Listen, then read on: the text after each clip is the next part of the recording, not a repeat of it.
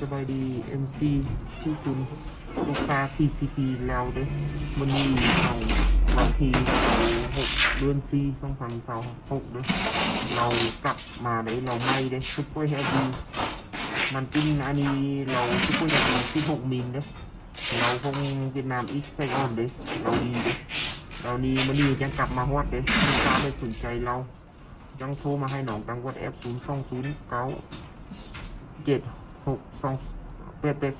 เด้เราดีลูกค้าเบิ้งซุปเปอร์เฮฟวี่ลูกค้าคนไรหินได้เนาะมีได้ลูกค้าค่ายแต่ว่ามันปิ้นเราเป็ดมินเรามันปิ้น16 มิลเราซุปเปอร์เฮฟวี่มันก็ปิ้นเราเล็กให้มันปิ้นเป็ดมินเขาจังมาเขาจังเล็กปอกเราเขาจังไส้เขาไล่ปื้นเนาะตัวนี้เขาเฮ็ดมันก็เราเล็กใครตีมาปิ้น16 มิลก็ต้องเล็กปอกเรามันก็ปุ่มดีทึกดีเดียวกันเด้แต่ว่าเรานี้เขาเฮ็ดจะมันปิ้นธรรมดาขึ้นเราตั้งซุปเปอร์เฮฟวี่มันปิ้นของอูดอันนี้มันปิ้นของเวียดนามอีกใส่ก่อนเด้เรานี้ครับประกันกุ้ม130-150 เมตร%เลยลูกค้าเด้อันนี้มันปิ้น5 คิวนะคะยังยิงลูกสลักเนาะเขายิงตู้ยินตู้มูปาเนาะตู้ฟานทึกดีเด้กุ้มดีลูกค้าเด้น้องจังมาคือลูกค้าเบิ่งเกี้ยวมันเด้เบิ่งเกี้ยวมันเด้5 เกี้ยวลูกค้าเบิ่งเด้โอ้งามลายเจียมอันนี้เกี้ยวมันอย่างนี้งามกว่าตู้ซุปเปอร์เฮฟวี่มันเด้ลูกค้าได้เบิ่งเด้ดีลายเด้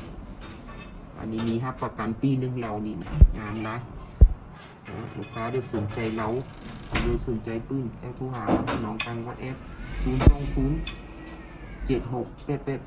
02076882224ด้วยเรานี่มันมีเรายาว40 เซน45 เซน50 เซนด้วยสนใจเรื่องอะไรตู้ความหามาให้น้องนะใช้เราเลยดีครับประกันเด็กเรานี่ว่าเรานี่ไล่ลูกค้าสบายหิน